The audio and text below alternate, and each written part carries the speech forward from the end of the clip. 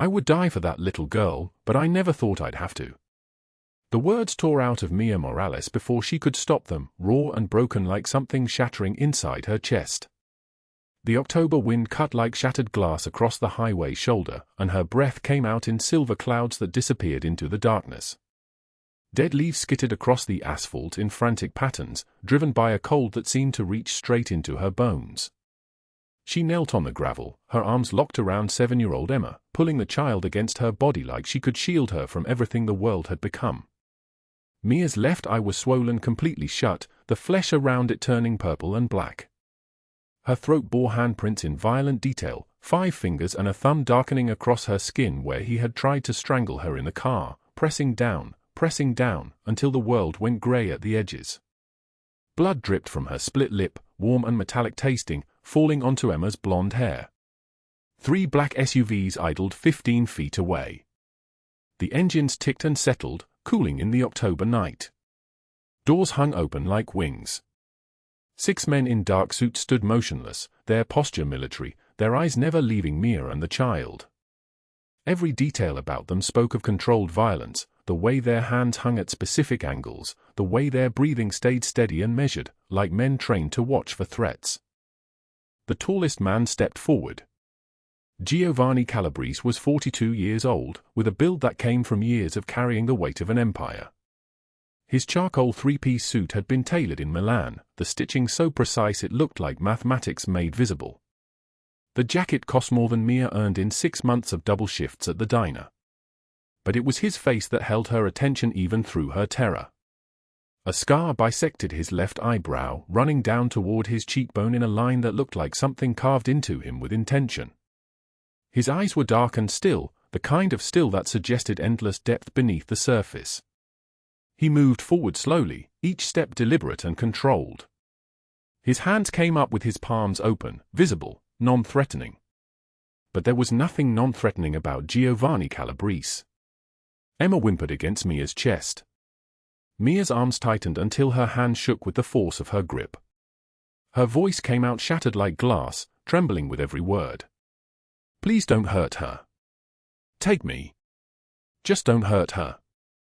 Her eye was closing now, swelling further, and she tried to angle her body to block Emma from view, as if her broken frame could somehow protect the child from men like these. Giovanni stopped walking. His expression shifted, something flickering across his face so quickly that if you weren't looking directly at him you would miss it. Something ancient. Something broken. Something that had been buried deep for a very long time, and this moment had just torn the ground away from on top of it. Behind him, Sergio and Pietro exchanged a glance. Sergio was younger, maybe 35, with the kind of restless energy that came from years of enforcing other people's will. Pietro was broader, older, with grey threading through his dark hair. Their hands hovered near their concealed weapons. Neither man knew what was coming next. In 15 years of working for Giovanni Calabrese, they had learned to read most of his moods, but this was something new. Giovanni took one more step forward. His voice, when he spoke, was deep and solid like an oath, like something carved into the foundation of the earth itself. "I am not here to hurt anyone. Before we continue, drop a like if this story hits you. Share it with someone who needs to hear it and subscribe so you don't miss what's coming tomorrow." Now let us go back to the beginning, 3 hours earlier, when Mia Morales believed her biggest problem was stretching $78 until Friday. The clock on the diner wall read 2:47 in the afternoon. Mia Morales stood behind the counter at Rose's place, which had never belonged to anyone named Rosie and seemed less like a place and more like a sentence, a holding cell for people waiting for their real lives to begin. She wore a uniform that had faded from white to grey, stained with coffee and grease that no amount of washing would ever remove. Her name tag hung crooked at her collarbone, the plastic scratched and cracked. The diner smelled like burnt coffee and old grease and something else underneath, something that spoke of decades of accumulated disappointment. The black and white checkered floor had a crack running through it like a scar. Neon signs hummed in the windows, dying slowly, the pink and blue glow flickering in patterns that made her head ache. Mia counted the bills in her apron pocket with her fingers while the lunch rush died down. $23 in tips. That was all. One customer had stiffed her entirely after ordering the full breakfast: eggs, bacon, toast, coffee. Another had left a $1 bill on a $40 check. She had smiled through both moments, the kind of smile that came from 8 years of practice, the kind that never reached her eyes anymore. Her shoes had a hole in the sole. She felt the cold from the kitchen tiles seeping through every time she walked back to grab an order. Her stockings had a run in the left leg, starting at her ankle and climbing toward her knee, a map of something breaking down slowly, cell by cell, thread by thread. $78. That was everything she had to her name. She had to pick up Emma from Westbrook Elementary at 3:30. Emma was 7 years old, with her father's dark hair and Mia's brown eyes, smart enough to know that something was wrong with their life but young enough not to fully understand how broken things had become. Emma still believed in her mother. That belief kept Mia moving on mornings when she couldn't remember why. The drive from the diner to the school took 8 minutes if the lights cooperated. Mia's car was a 2009 Honda with a transmission that made grinding sounds on humid days and a check engine light that had stopped being a warning and become a permanent feature of the dashboard. She had named it Beatrice, which nobody but Emma knew.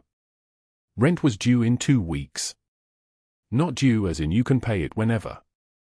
Due as in the landlord had already given her a 7-day notice back in September, which had now become a 14-day notice, and the mortgage company, they owned the building, technically, though the landlord still collected rent, had started the foreclosure process.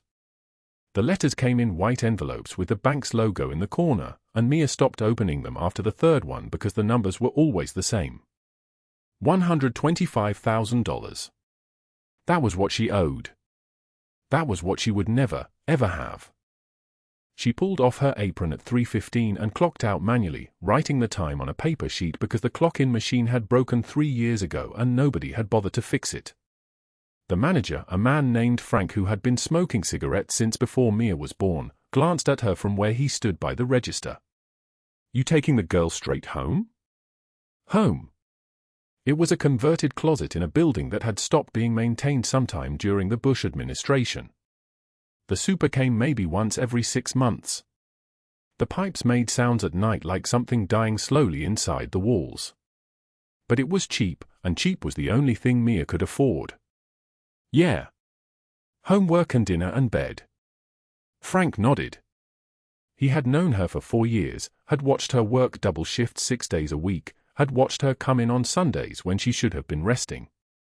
He had watched her become someone who moved through the world like a ghost, quiet and faithful and invisible.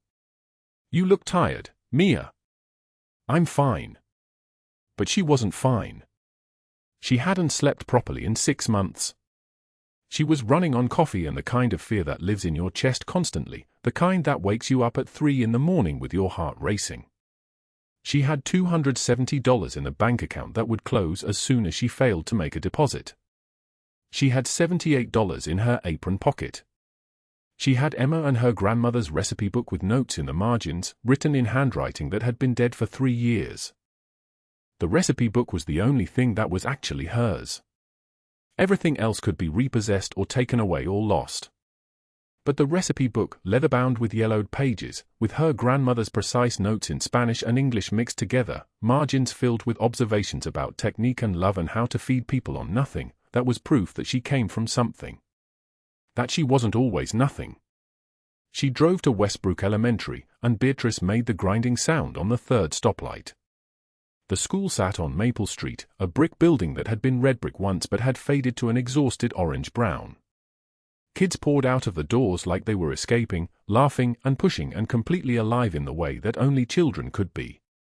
Emma stood by the fence in her green jacket, her backpack hanging off one shoulder, her dark hair pulled into pigtails that Mia had braided that morning at 6:15, before the sun came up.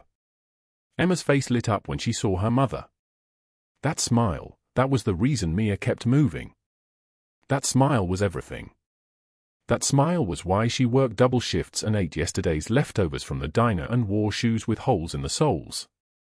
Emma loved her without condition, without complexity, with the kind of pure devotion that would probably get broken by the world eventually. Mia wanted to protect that for as long as she could. "Hi, Mama." "Hi, baby. How was school?" Emma climbed into the car, and Mia helped her click the seatbelt, checking it twice to make sure it was secure. Emma chatted about her day, math problems and a boy who was mean and an art project about fall leaves that would be hanging in the hallway. Mia drove carefully, one hand on the wheel, her eyes on the road, listening to her daughter's voice like it was the most important thing in the world. Because it was. The drive home took them through the older part of the city, past neighborhoods where buildings leaned against each other like tired people, where windows had bars on them and the streets looked like they had seen too much. The October light was starting to fade already, that early darkness that came with autumn, the sky turning from blue to gray to something darker.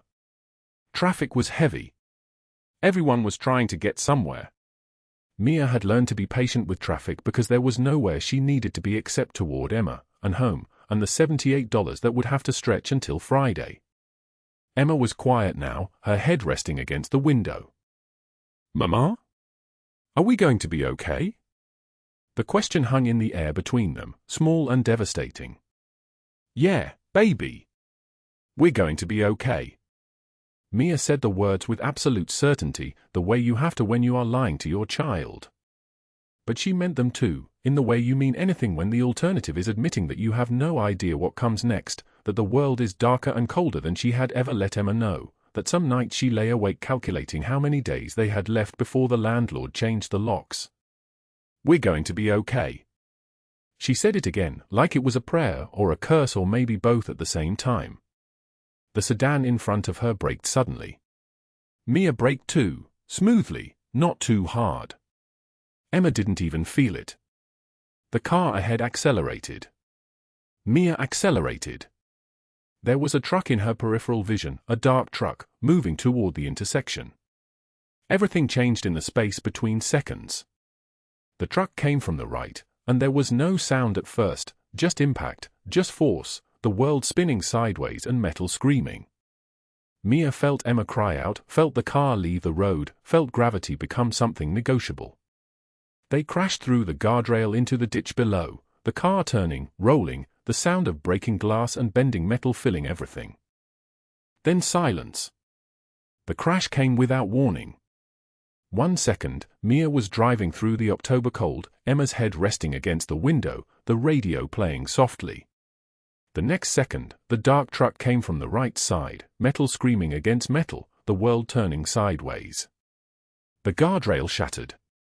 The car dropped into the ditch below, rolling once, twice, the sound of breaking glass filling everything like a curse. Then silence. Mia hung suspended in that silence for what felt like hours but was only seconds. Her hands were still on the wheel. Her body was shaking. She could taste blood. When she turned her head, pain shot through her neck like a blade, and she saw Emma hanging in her car seat, eyes wide, mouth open in a scream that came out as nothing but air. "Emma." Mia's voice cracked like old wood. "Baby, stay still." But 3 hours earlier, none of this had happened yet. 3 hours earlier, Mia Morales had opened her eyes in a room that was barely a room at all. 7 feet by 9 feet. A converted closet on the 3rd floor of the Calabrese mansion in Boston's North End, where high ceilings and marble floors belonged to other people, and where Mia had learned to take up as little space as possible. She woke at 5:19 a.m. because that was always when she woke, before the sun, before the household stirred. The alarm on her phone was unnecessary now. Her body kept time the way it always did, like a clock that had been wound too tight and never quite loosened. The single cot creaked under her weight. The walls were painted institutional white.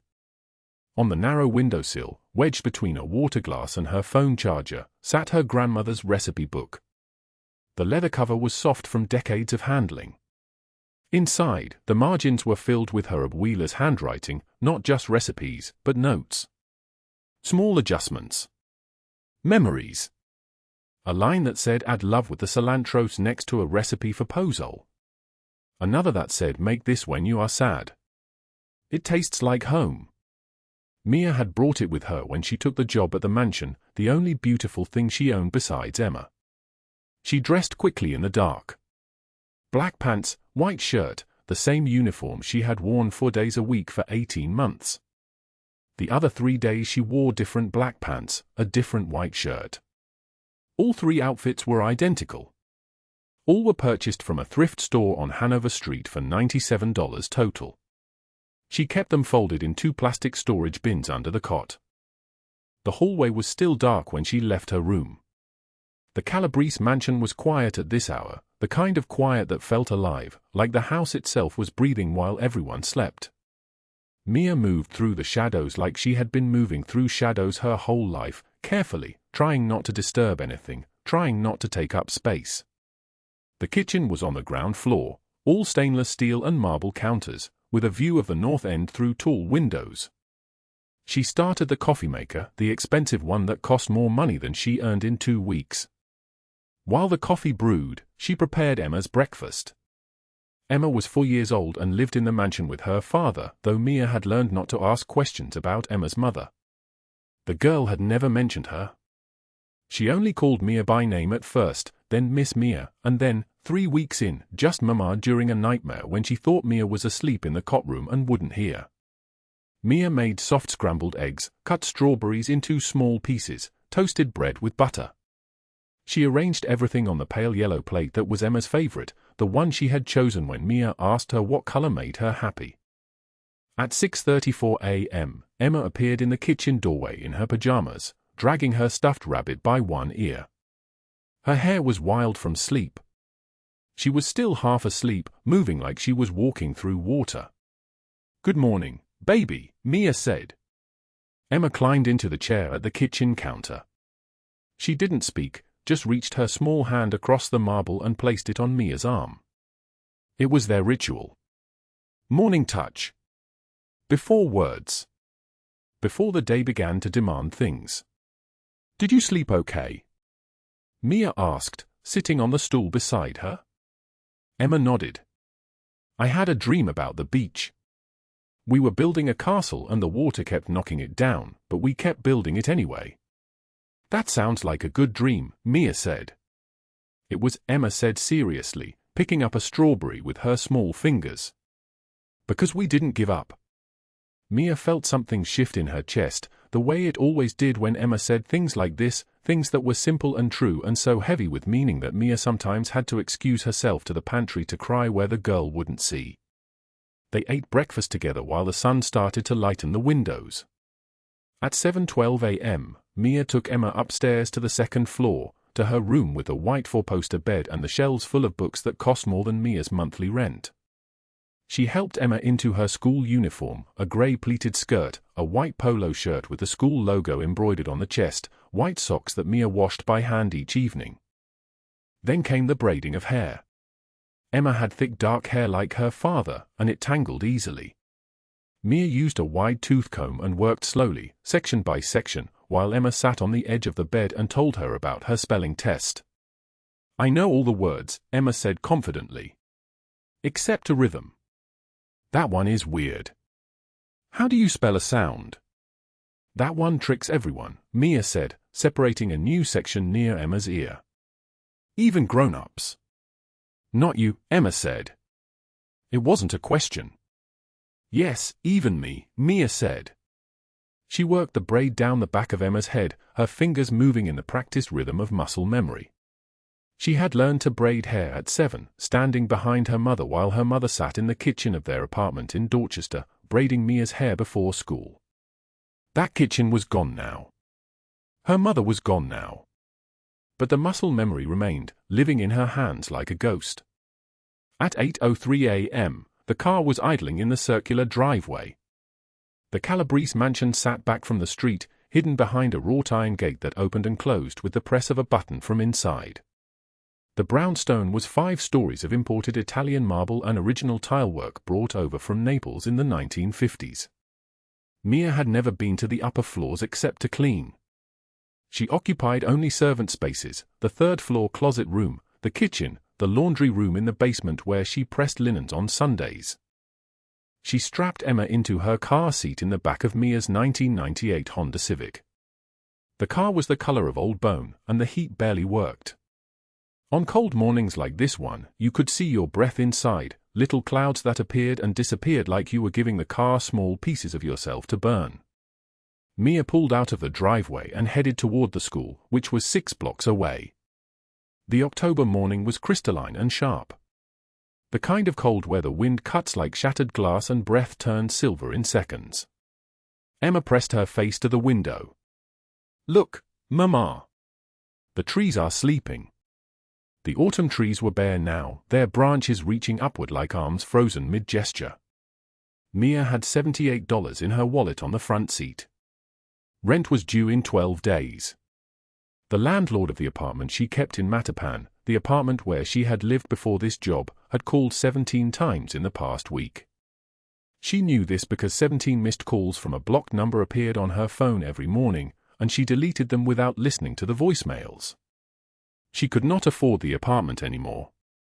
She could barely afford the car insurance. What she could afford was Emma. Everything in her life was built around the architecture of keeping Emma safe, keeping Emma fed, keeping Emma from understanding how close they had come to the edge of things. "Mama, why do you live in the small room?" Emma asked suddenly, her head still pressed against the cold window. "Because I like small rooms," Mia said, turning onto Hanover Street where the traffic was beginning to build. "They feel safe." "They're dark," Emma observed. "I like the dark too," Mia said. "It's quiet." "And you know why that's nice?" "Because then when you have a bad dream, I'm right there. So close you can almost reach out and touch me if you need me." Emma considered this logic seriously, the way she considered most things. She was old enough to understand that some answers were shaped by love rather than literal truth. The school was a red brick building with large windows and a playground where children were already arriving, pulled out of cars by parents with coffee cups and phone in their hands. Mia drove slowly, waiting for the line to move. Traffic backed up on the narrow Boston street. Ahead of them, a sedan braked suddenly. Mia braked too, smoothly, the way you do when you have spent years learning to be gentle with borrowed things. "I'm nervous about the spelling test," Emma said quietly. "You're going to be perfect," Mia said. The sedan ahead accelerated. Mia accelerated. She was watching the brake lights. She was thinking about the rent notice. She was thinking about how her phone showed $78 in her checking account and how that number was supposed to stretch until Friday. She was thinking about the dark truck that had been following her this morning on Route 1, though she had told herself it was just a coincidence because she could not afford for it to be anything else. The truck came from the right. There was no sound at first, just impact, just force, the world turning sideways. Mia felt Emma scream.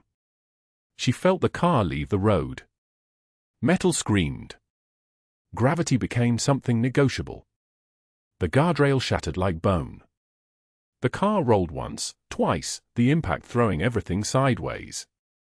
The sound of breaking glass and bending metal filled everything, and then silence. Her hands were still on the wheel.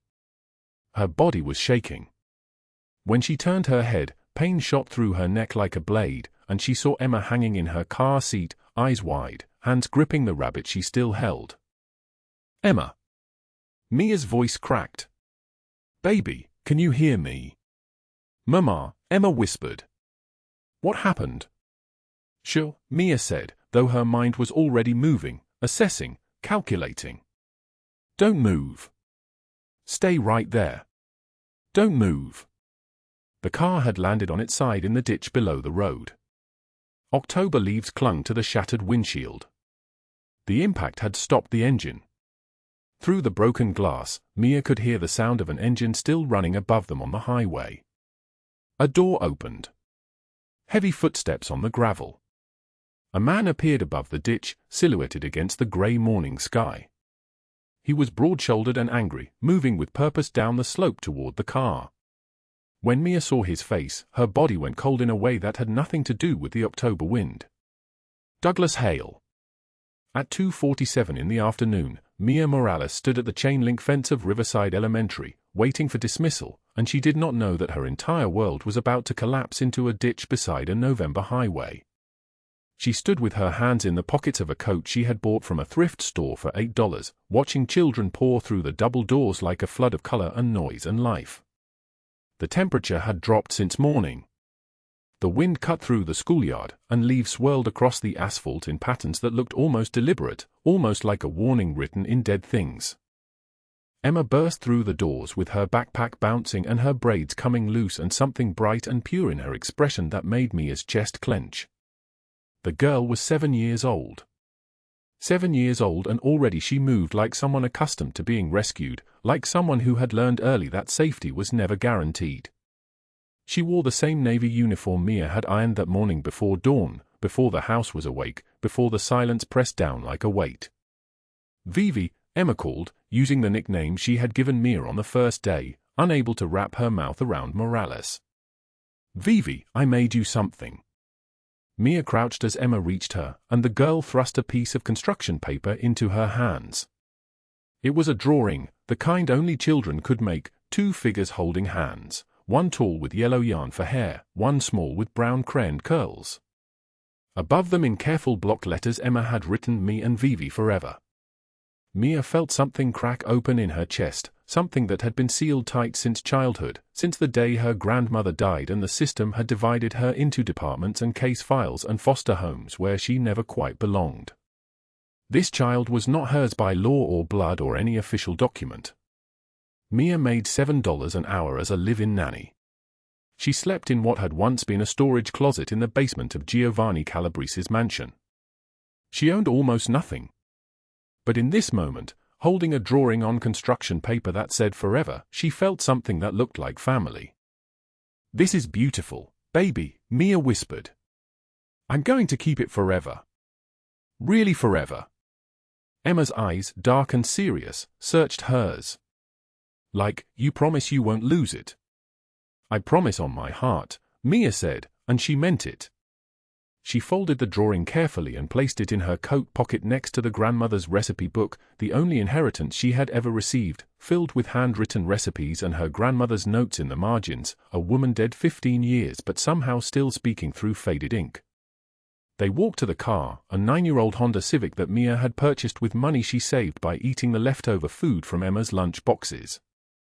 The car was clean but showing its age, the paint faded, the interior holding the smell of coffee and the vanilla air freshener Mia had hung from the rearview mirror 2 months ago. She buckled Emma into her car seat in the back, safety was the only luxury Mia had decided was mandatory, and climbed into the driver's seat. Route 128 stretched out before them, a long ribbon of asphalt cutting through November woods. Dead leaves clung to the trees in shades of brown and copper, and the sky hung low and grey, the kind of sky that threatened rain or worse. Mia pulled onto the highway heading back toward Boston, heading back toward the Calabrese mansion, heading back toward her closet room and the 17 hours of household work she had left to do before midnight. Emma chattered about art class. She had painted a picture of the ocean, she said, even though she had never seen it. Mia promised they would go sometime, a promise she could not keep but which made Emma smile. They talked about dinner. They talked about which book they would read before bed. The radio played softly. Mia's fingers rested on the steering wheel. She was thinking about how she had $78 in her checking account and how that number was supposed to stretch until Friday, when her next payment would arrive, $210 in gross pay that would somehow need to cover groceries and Emma's school supplies and the insulin her body required. She was thinking about all of this when the truck appeared behind her. It was a Ford F-250, black with tinted windows, the kind of vehicle that looked like something with teeth. It appeared in her mirror suddenly, as if it had materialized out of the grey afternoon, and Mia felt her hands tighten on the wheel. The truck was following her. Not trailing at a distance. Following. 3 car lengths behind, then 2, then 1. The driver was obscured by tinted glass, but Mia knew without seeing that it was him. She knew the way a body knows danger. Some primitive part of her nervous system had already begun preparing to run. Emma, Mia said, her voice carefully level, the voice she had learned in 3 years of therapy. Baby, I need you to put your head down for me. Can you do that? Why? Emma's voice pitched up. Are we playing a game? Head down, sweet girl. Right now. The truck accelerated. It closed the distance until Mia could see nothing but the grille in her mirror, enormous and unavoidable. The impact came without warning. The truck's bumper struck her rear bumper with the force of a sledgehammer. Metal screamed. Mia's Honda lurched forward, and Emma screamed, a sound of pure terror that cut through everything else. Mia fought the wheel. The car was sliding. The highway opened up in front of her like a mouth. No, no, no, Mia breathed, gripping the wheel, trying to keep the car steady, but the truck struck again, a second impact that sent them skidding sideways. Emma's scream turned silent, the sound shock makes when it exceeds what the body can manage. The third impact came from the side, T-boning them, and the physics of collision took over. The car left the road. The guardrail appeared. Metal struck metal. The world turned sideways. Gravity became something negotiable. They were falling. The car landed on its side in the ditch below the road, and the impact knocked the breath out of Mia's lungs, scattered her thoughts into pieces, filled everything with the sound of breaking glass and bending metal and the terrible silence that came after. Mia's hands were still on the wheel. Her vision swam. When she turned her head, pain shot through her neck like a blade twisted slowly, and she saw Emma hanging in her car seat, her eyes enormous, her body trembling, still clutching the construction paper drawing. Emma, Mia's voice cracked. "Baby, can you hear me?" "Mama," Emma whispered. The child had called her that only once before, by accident, and Mia's heart had stopped. What happened? "Sure, baby. Don't move. Stay right there. Stay right there." Mia forced herself to move, to assess. Her right eye was swelling shut. Her throat burned where hands had gripped it. Blood dripped from her temple. But she could move. She could think. She could do what needed to be done. She unbuckled her seatbelt, gasping as gravity pulled her sideways, and maneuvered through the driver's side door. The October wind hit her like a slap. Dead leaves clung to her skin. She pulled Emma from her car seat and stumbled up the embankment, every breath burning, her ears ringing with the aftermath of impact. At the top of the highway, the Ford F-250 was parked on the shoulder. The driver's door opened. Heavy boots hit the gravel. Douglas Hale emerged, 6'3", 240 pounds, greasy brown hair, his face flushed with bourbon and rage. He had the thick neck of a man who had always believed his size made him invincible, and the eyes of someone who could not tolerate being denied anything. He wore a denim jacket with the sleeves rolled up, showing the tattoo of a naked woman on his forearm, a work of art as crude as his temperament. "You think you can just disappear?" His voice was a growl. "You think I don't know where you are? Where she is?" Mia pulled Emma backward, moving away from him, her bare hands up in the gesture of someone who had learned the geometry of appeasement. "Douglas, don't do this. Not here. Not in front of her. Don't tell me what to do." He was moving down the embankment now, moving with the ponderous deliberation of a man accustomed to violence being the answer to every question. "You belong to me. You don't get to leave. You don't get to ignore my calls." "She doesn't belong to anyone," Mia said. "Emma, run." But Emma didn't run. Emma stood frozen, her small hand gripping Mia's leg, and that freeze was the only hesitation Douglas Hale needed. He grabbed Mia by the hair, her hair, which she had braided that morning, and he twisted the braid around his fist like a rope, like a leash, and slammed her backward against the hood of the Ford. The world exploded into stars. His fist connected with her face, and she felt her eye socket crack, felt blood flood her mouth, felt her body betray her.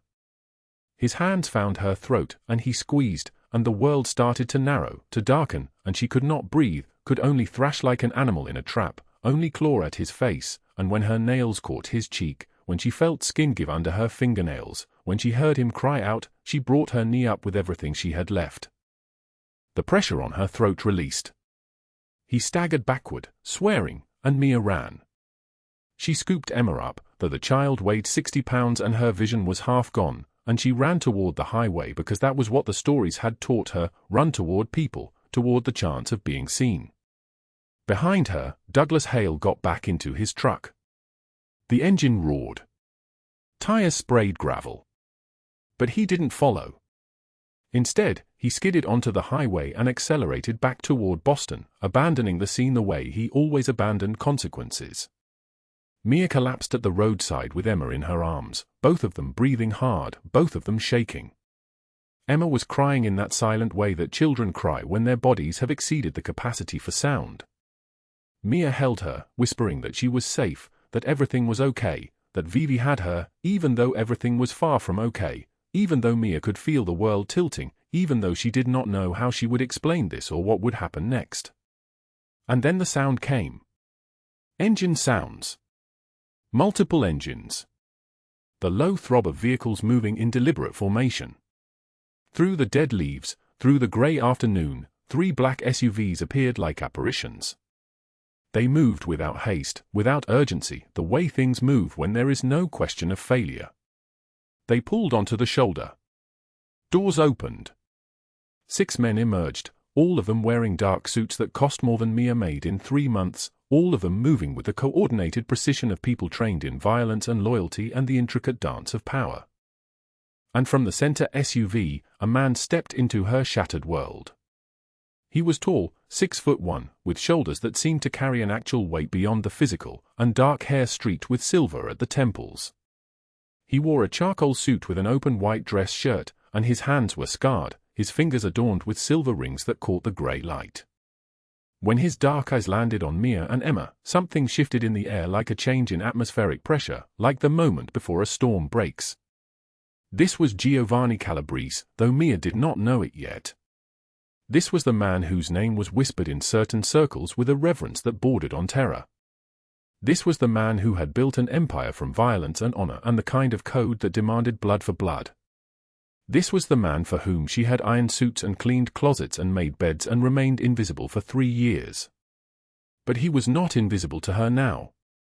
He crouched slowly, deliberately, the way one approaches something frightened, and his voice came out low and careful, a voice like thunder that had learned to whisper.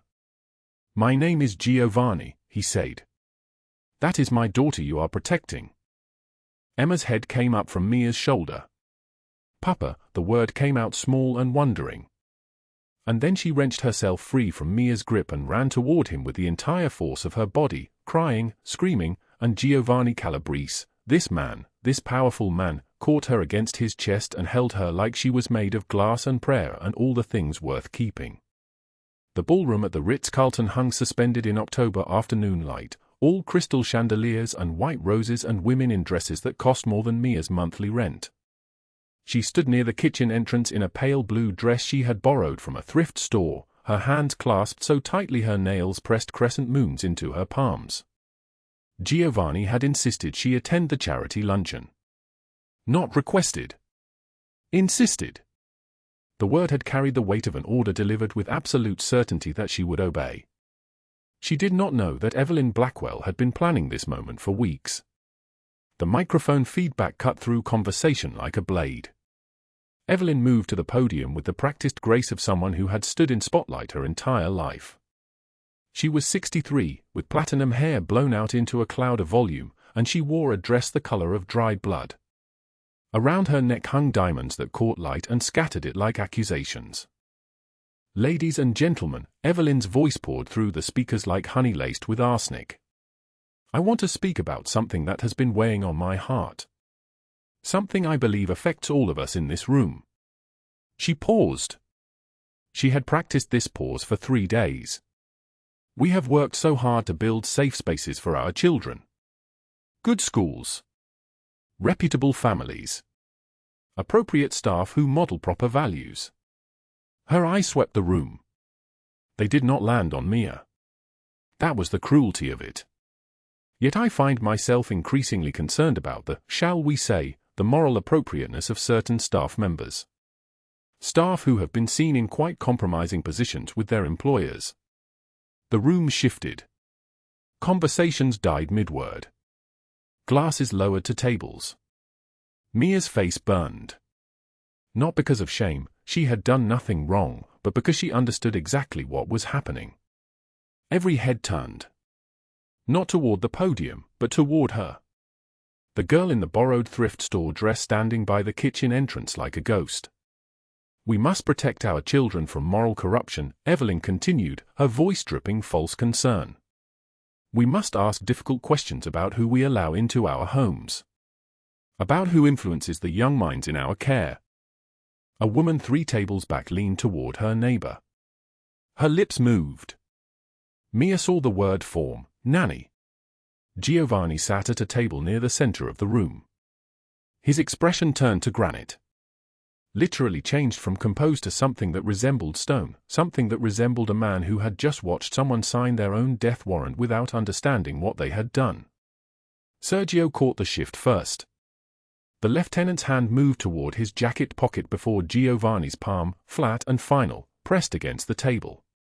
But Mia saw something else in that moment. She saw Giovanni's eyes find hers across the room. She saw the question in them, what do you need? Not what should I do? Not how should I respond? What do you need from me? She shook her head once. Small. Controlled. Because she understood something that Evelyn did not. She understood that mercy sometimes looks like restraint. That the most dangerous thing a man can do is not destroy his enemy, but wait. Let the enemy make one more mistake. Let the enemy commit one more crime. Let the enemy become so confident in their own power that they forget what real power looks like. Giovanni understood this too. He rose from his table. The movement took 30 seconds. Slow. Deliberate. Like watching a storm rise from a still ocean. Men in dark suits watched from every corner of the ballroom, Sergio, Pietro, 6 others Mia had never formally met but whose eyes always tracked Giovanni's movements. When he walked toward the podium, the room became so quiet that the hum of the air conditioning sounded like screaming. Evelyn turned to face him. Her smile froze. It took her 3 full seconds to understand that her power, her social standing, her decades of accumulated influence, her carefully cultivated image, meant nothing. Nothing at all. Not to this man. Mrs. Blackwell, Giovanni said, and his voice came out low and controlled, like venom in a whisper. Your foundation is quite impressive. 48 million in donations over the years. So many charitable causes. He took the microphone from her hand. She released it like it had burned her. My lawyers became curious about how those funds were allocated. Specifically, where $1.2 million went between 2019 and 2024. Evelyn's face drained of color. It appears, Giovanni continued, that your bookkeeper has been very creative with the numbers. Very creative indeed. My accountants have documented every transaction. Every shell company. Every offshore account. He smiled. It was not a warm smile. I have already forwarded everything to the IRS. They are very interested in speaking with you. 3 women in federal jackets appeared in the ballroom doorway. Not suddenly. Calmly. Like they had been waiting for this exact cue. Evelyn Blackwell, one of them said, stepping forward. We need you to come with us. Evelyn tried to speak. Her mouth opened and closed like a fish pulled from water. Someone's phone camera flashed. Then another. Then 20. The images would be on social media within minutes. The perp walk of a fallen socialite, recorded in high definition, broadcast to thousands. The federal agents led her away. Her platinum hair caught the light as she disappeared through the doorway. No one moved. No one spoke. Giovanni handed the microphone to a shocked event coordinator and walked back to his table.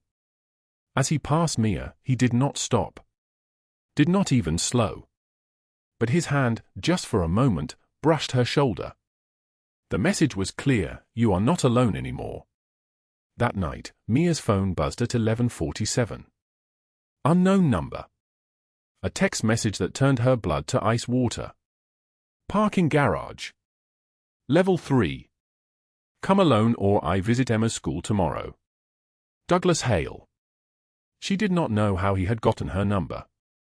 She did not know how he had found her. She only knew that he had, and that every promise he had made before Giovanni came into her life was still burning like an ember waiting to ignite. She did not tell anyone. Not Giovanni. Not Sergio. Not the security team that now lived in her apartment building, watching her door like guardian angels trained in violence.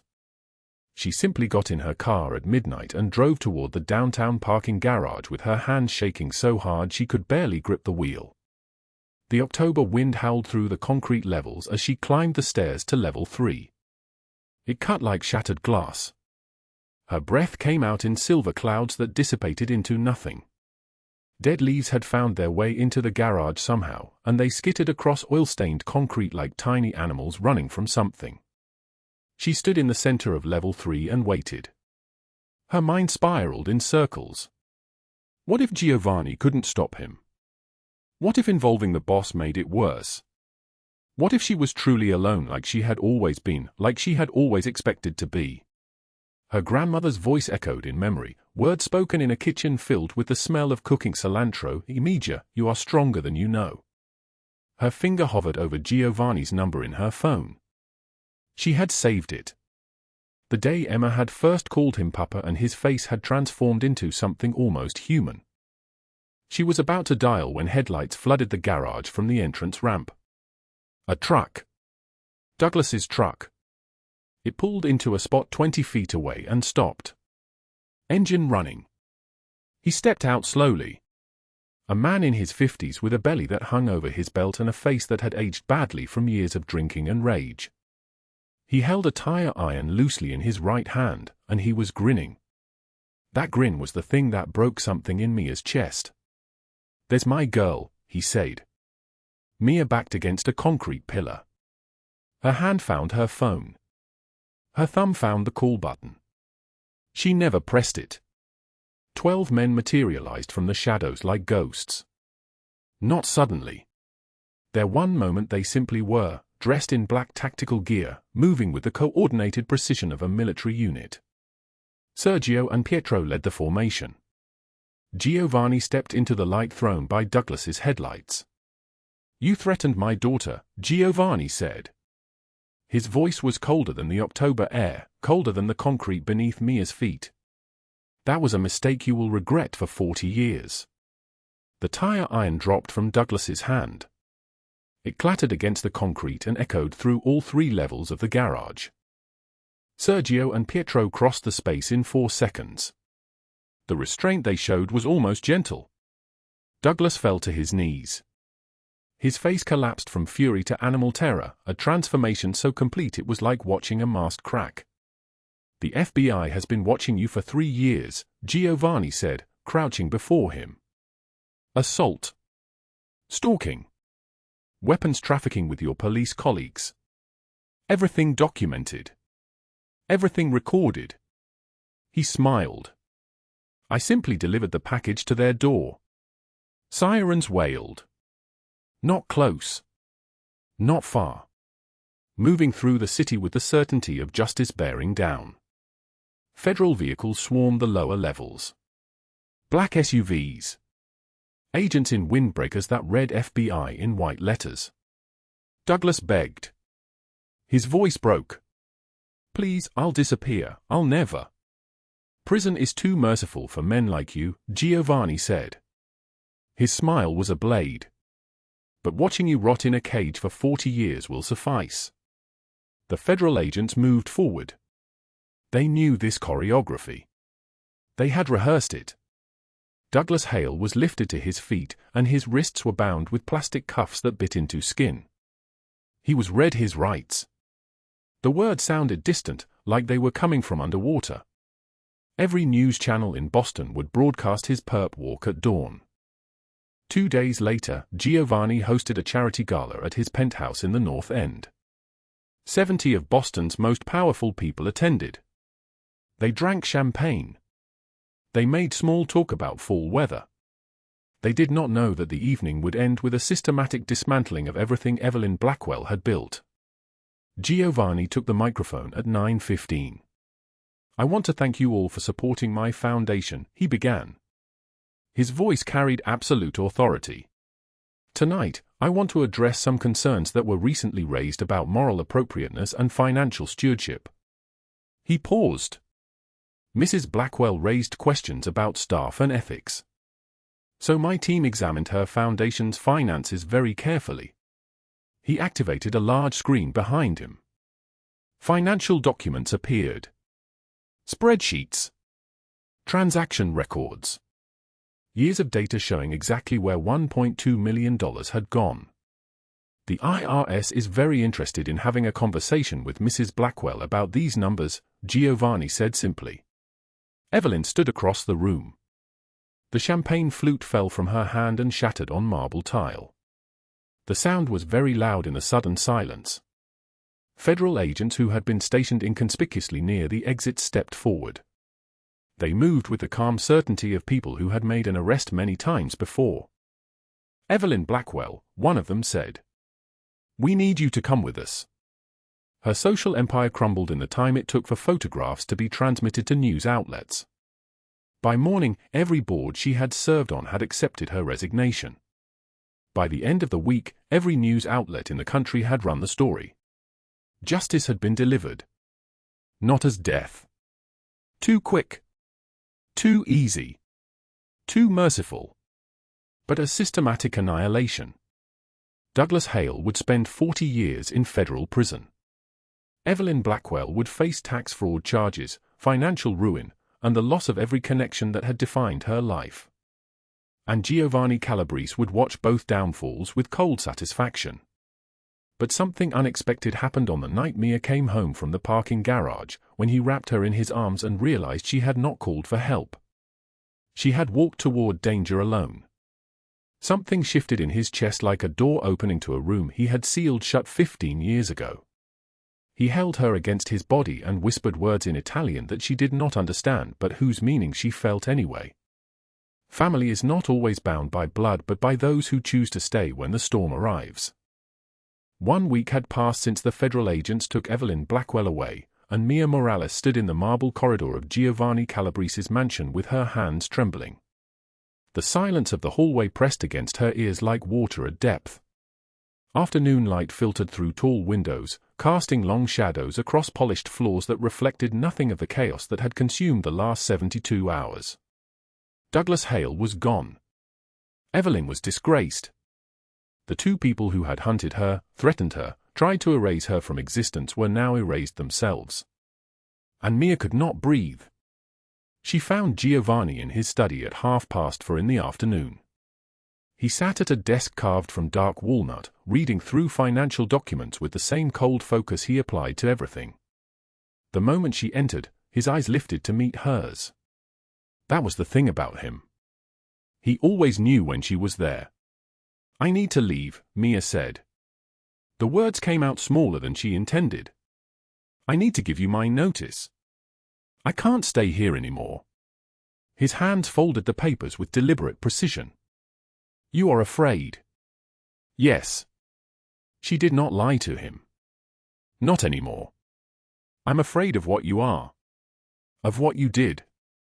Of what it means that you can make people disappear with a telephone call." Giovanni rose from behind the desk.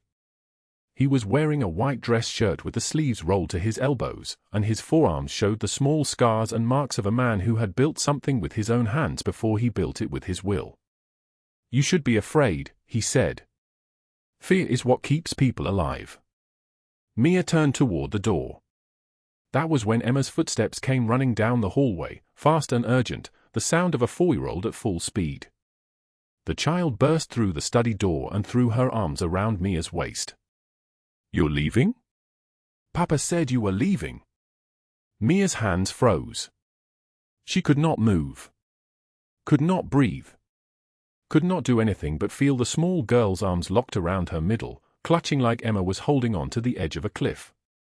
"You promised you would stay," Emma said, her voice climbing toward panic. "You said after bad men came, we would have happy days together. You promised, Mia. You promised." The words broke something that had been holding itself rigid inside Mia's chest. She sank to her knees and pulled Emma into her arms, and both of them began to cry. Emma's tears came first, hot and immediate, but Mia's followed like a dam collapsing. They held each other in that study with Giovanni watching, and for a long moment, no one spoke. "I can't leave her," Mia whispered into Emma's hair. "I can't." Giovanni's voice, when he spoke, was rough and textured like gravel. "Then do not leave. Stay. Not as employee. Not as someone who works for me. Stay as family." Mia lifted her face. She looked at him standing there with his sleeves rolled up and his papers forgotten and something in his eyes that she had not seen before. Vulnerability. Raw and terrible and real. "I don't understand," Mia said. Her voice shook. "I don't understand what this is. Who you are. What you want from me." Giovanni moved to the windows that overlooked the city. Boston spread out beneath them, indifferent and alive. When he spoke, his words came slowly, like he was translating them from a language inside his chest that had no English equivalent. "When I was a child, my father would come home angry. Always angry. He would hit my mother first, because it made her cry, and my father loved to hear her cry." Giovanni's hands were steady as he spoke, but his voice was not. "He broke my arm twice before I was 10 years old. The second time, my mother told the hospital it was from a fall. It was not from a fall. It was from his fists, and when he heard she had lied to protect him, he burned cigarettes on her back while I watched and could not stop it." Mia held Emma tighter. "My mother died when I was 14 years old. The official report said she fell down the stairs. She did not fall down the stairs. She was beaten down the stairs, and no one did anything, because we were nobody. We were invisible. We were the kind of people who disappeared, and no one counted." Giovanni turned from the window. His eyes burned like coal. "I spent the next 20 years clawing out of that world. I built something from nothing. I took money and power and made myself into a man that no one could hurt. And I swore that no child would ever suffer the way she suffered. No one I loved would ever be invisible again." He looked at Mia directly.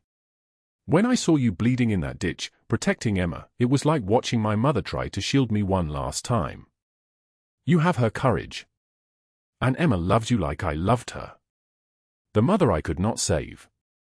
His voice cracked on the last word. "I do not know how to be vulnerable," he continued. "My world does not allow it. My men, they depend on my certainty. My enemies, they depend on my coldness. But you," he paused, and his jaw tightened with the effort of what came next. "You make me want to try." Mia did not answer. She could not. The weight of what he had just given her, the truth of his pain, the rawness of his admission, sat between them like something alive and fragile. That night, Giovanni called her into his office once more. He placed a check on the desk between them. $125,000. The number was written in careful script across the bottom line. "This is back payment," he said. "For every hour you have worked below minimum wage. Plus compensation for the attack. Plus a signing bonus, if you will agree to stay permanently and build a life here. Not working for me. Living with me. With us."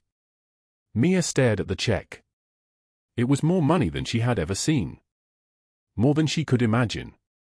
It was the price of every shift worked in the diner, every moment of humiliation swallowed, every night spent hungry so Emma could eat. It was the weight of her poverty, finally acknowledged, finally compensated. She picked it up with shaking hands. That same night, Giovanni moved her from the converted closet to a full guest suite on the second floor. The room had tall windows overlooking the garden. The bed was soft. There was a bathroom with hot water that did not run out. There was space to breathe. But at 3 in the morning, Mia wrote a note in careful handwriting and left it on the desk. She left at dawn. The check was folded in her pocket. 1 year later, Mia Morales stood on the balcony of her penthouse apartment in Boston, and the October wind cut like a blade. The city spread out below her, indifferent and alive, exactly as it had been when she left Giovanni's mansion. But everything had changed. Everything about her had changed. She held her grandmother's recipe book in her hands. The pages were soft from use, marked with notes in cursive that she recognized from childhood.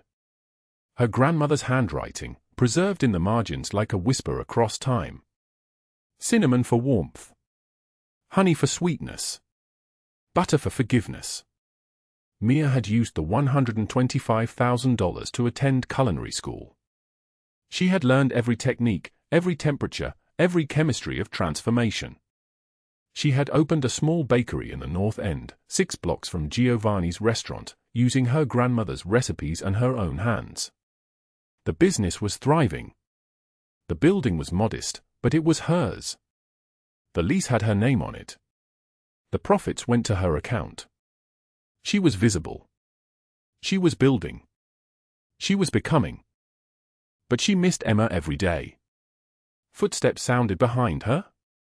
Measured. Unhurried. She did not need to turn around to know who it was. His presence was like gravity, like weather, like something written into the air itself. Giovanni Calabrese stood in her doorway at 5:30 in the evening, wearing a charcoal suit that cost more than her monthly rent. He looked older than a year should have made him. His eyes carried exhaustion like stones. "How did you find me?" Mia asked. "I own the building," he said. "I have owned it since the day you left. I have been waiting for you to come home." Mia turned to face him fully. "I needed to build something. I needed to know I could do it alone." "I know." He stepped forward until he stood beside her at the railing. The city lights blurred in the distance. "Emma asks about you every day. I tell her you are becoming the person you were meant to be. She understands. She is proud of you." He paused. "So am I." Mia's voice shook when she spoke. "Why are you here, Giovanni?" He reached into his jacket and withdrew a folder. Inside were adoption papers, each page stamped and notarized and finalized. Emma Calabrese and Mia Morales. Legal guardianship. Family. "A year ago, you asked me who I am and what I want," Giovanni said. His voice was steady now, certain again, but there was something underneath it, something that had not been there before. Softness. Choice. Vulnerability sustained through an entire year of waiting. "I am a man who has done terrible things to protect the people I love. I am also becoming a man who is trying to do good things for the same reason. What I want is you. Not as Emma's nanny. Not as someone who works for me. As my equal. As my partner. As the woman who showed me that strength is not about control. It is about choosing to stay when staying is the hardest thing in the world." He closed the folder. "Emma is waiting downstairs. She has been waiting all day. She wants to know if you will be her mother." Mia looked at the papers, at Giovanni's face, at the city lights that reflected in his dark eyes like small flames. She thought of the little girl who had drawn pictures of holding hands. She thought of the man who had erased her enemies but given her the freedom to leave. She thought of the grandmother whose recipes had survived her, whose love had been written in the margins of a book. "I'm not going back to being invisible," Mia said. "I'm not going back to the closet." Giovanni's smile transformed his entire face. "I bought you the bakery building. Your name on the deed. Your business. You will never be invisible again. I promise you, Mia. You will never be invisible again." Emma's voice called from the hallway. "Mia? Papa said you might want to see me." Mia moved toward the door, and Giovanni caught her hand. For a moment, they stood like that, connected, present, choosing each other in the space between one breath and the next. She ran to Emma and lifted her up, both of them crying and laughing at once. The child was heavier than Mia remembered, older, changed by a year of growing. Emma wrapped her arms around Mia's neck and whispered, "You stayed away. But you came back. You promised you would come back." "I came back," Mia whispered. "I came back, and I'm staying forever." Giovanni watched them from the balcony, the most dangerous man in Boston made completely vulnerable by the two people who had chosen to stay. Family is not always bound by blood. It is bound by those who choose to stay when the storm arrives. If this story moved your heart, share it with someone who needs to hear it. Subscribe for more stories of courage, protection, and second chances. Drop a comment below and tell us, what would you risk everything to protect? We wish you good health, joyful days, and peace in your heart. No matter how hard life gets, remember that after the rain, the sky clears. Thank you for staying with us. We will see you again in the next video.